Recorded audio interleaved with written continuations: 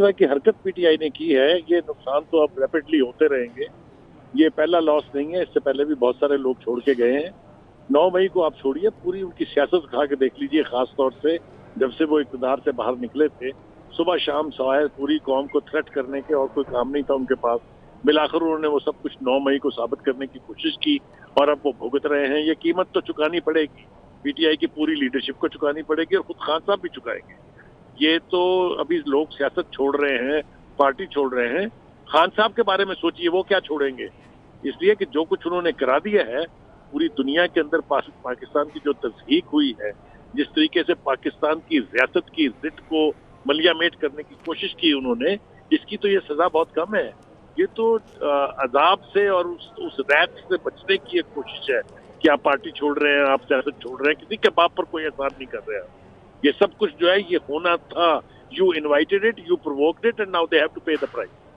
जी ठीक है, बुखारी साहब साथ रहेगा। सीनियर तज़कियाकार नवीद चौधरी साहब भी हमारे साथ ही मौजूद हैं, उनसे भी बात करेंगे। नवीद साहब, आप क्या कहेंगे शीरी मज़ारी के पीटीआई छोड़ने पर? डॉक्टर शीरी मज़ारी का पार्टी छोड़ना इस हवाले से ज़्यादा अहम है कि ये पार्लियामेंट में एस्टेब्लिशमेंट के उस हिस्से को रिप्रेजेंट करती थी जिन्होंने प्रोजेक्ट इमरान को लॉन्च किया और फिर उसे इम्प्लीमेंट किया। और ये बहुत सारे जो हमारे जनरल हजरात हैं वो ये कहते भी हैं कि ये हमारे उस्ताद हैं। जनरल बाजवा से भी ये बात मंसूब है कि एक महफिल में उन्होंने कहा था कि ये तुम्हारी उस्ताद हैं।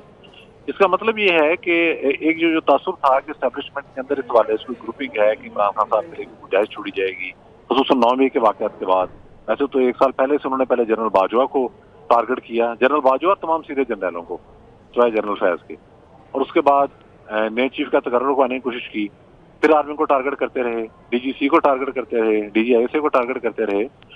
तो उसके बाद 9 मई के वाक़यात के बाद तो ये चीज़ वाज़ेह हो गई कि फौज ने बतौर इदारा इस सारी सूरत हाल से निपटने का फैसला किया है और कौम भी उनके साथ हम कदम खड़ी हो गई है। तो डॉक्टर शीरी मज़ारी को जो 3-4 दिन पहले तक जब इनकी बेल हुई इस्लामाबाद हाई कोर्ट से और उन्होंने विक्ट्री का साइन बनाया, उस वक्त तक शायद एक गलत फहमी थी कि शायद अभी भी कहीं ना कहीं कोई ना कोई नरमी मौजूद है और उसके नतीजे के अंदर कोई ना कोई सियासत में वापसी होगी। अब उन्होंने इस बात का अदराक कर लिया है, ज़ाहिर है एक ज़हीन खातून है, उस्ताद हैं, ये सारा मामला किसी और तरफ चला गया है। इस किस्म की एंटी स्टेट एक्टिविटीज किसी कीमत पर बर्दाश्त नहीं की जाएंगी और इस हवाले से बहुत सख्त एक्शन होंगे। तो सारी सूरत हाल को उन्होंने जेल में बैठकर कैलकुलेट किया है, उनकी साहबजादी ने भी उनको समझाया है, उनके मिलने वालों ने भी उनको समझाया है। डॉक्टर शीरी मज़ारी हरगिज़ ऐसी खातून नहीं है कि एब्रप्टली कोई फैसला कर लें या कोई छोटे मोटा किसी ने आकर कहा, तरगीब दी तो उन्होंने पार्टी बदल ली। यकीनी तौर पर अगर उन्होंने आज ऐलान ये कर दिया है तो इसके पीछे तवील सोचो विचार और उनका पूरा विजडम है, और वो विजडम एस्टेब्लिशमेंट की अप्रोच को समझता है अच्छे तरीके के साथ कि मामला किस तरफ जा रहे हैं।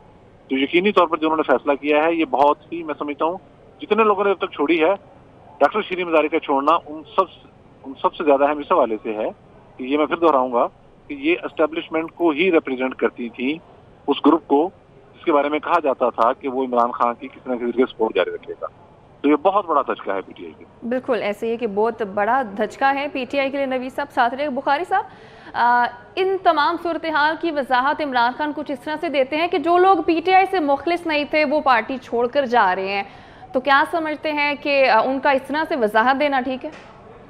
देखिए, इमरान खान का ये कहना है कि जी जो पार्टी से सिंसियर नहीं थे वो छोड़ के जा रहे हैं, ये एक जवाब तो पेश किया जा सकता है, लेकिन अगर आप इनकी पार्टी की तश्कील जो है या तश्कील 9 जो 2018 में हुई थी उसकी तरफ गौर करें तो ये माइग्रेटरी बर्ड्स के ऊपर मबनी ये पार्टी थी।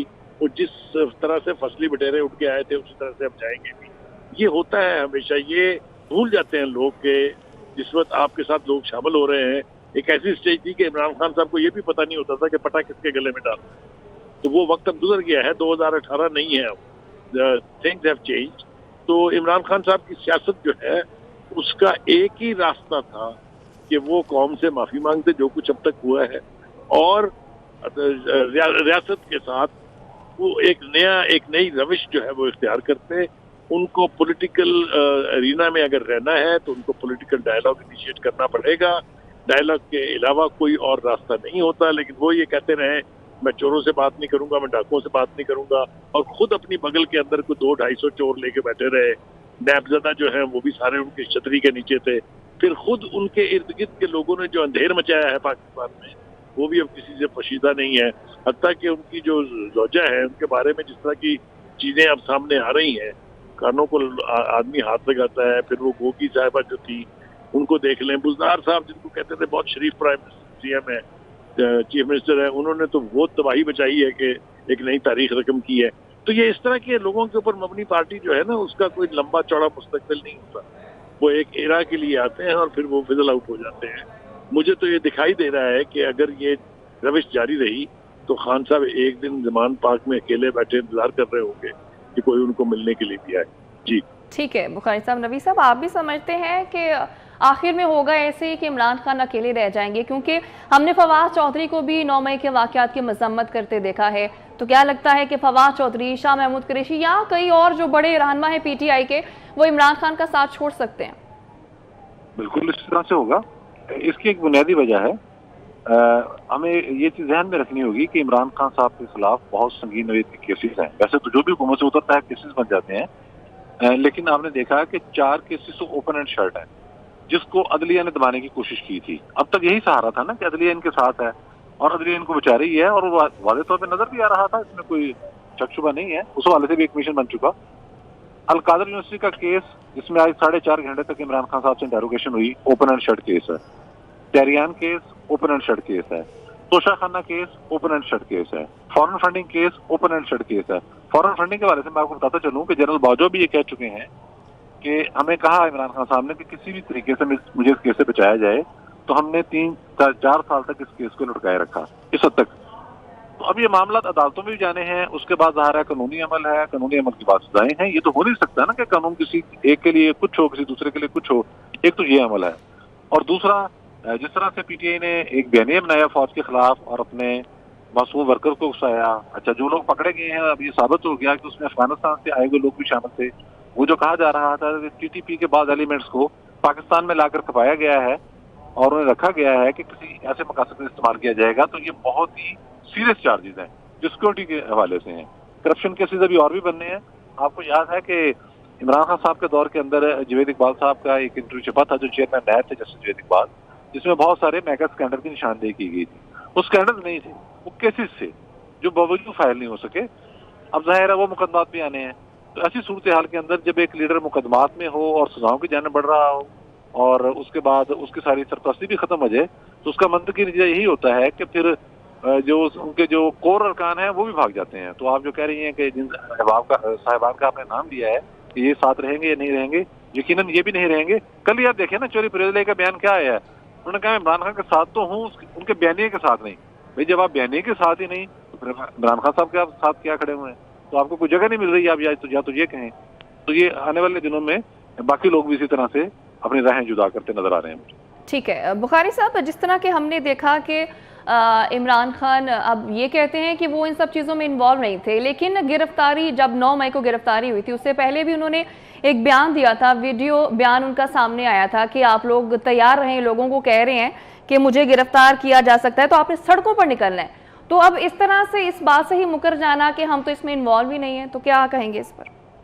کہ ان کے مکر جانے سے کچھ نہیں ہوتا ہے. ایویڈنس موجود ہے, ان کے ریکارڈڈ سٹیٹمنٹس موجود ہیں. جب وہ لاہور چل رہے تھے اسلام آباد کے لیے 9 مئی کو, تو انہوں نے اپنے ریکارڈڈ سٹیٹمنٹ میں کہا تھا, ویل چیئر پہ بیٹھے تھے موصوف, جو اسلام آباد پہنچتے چلنے لگ گئے تھے بلکہ دوڑنے لگ گئے تھے.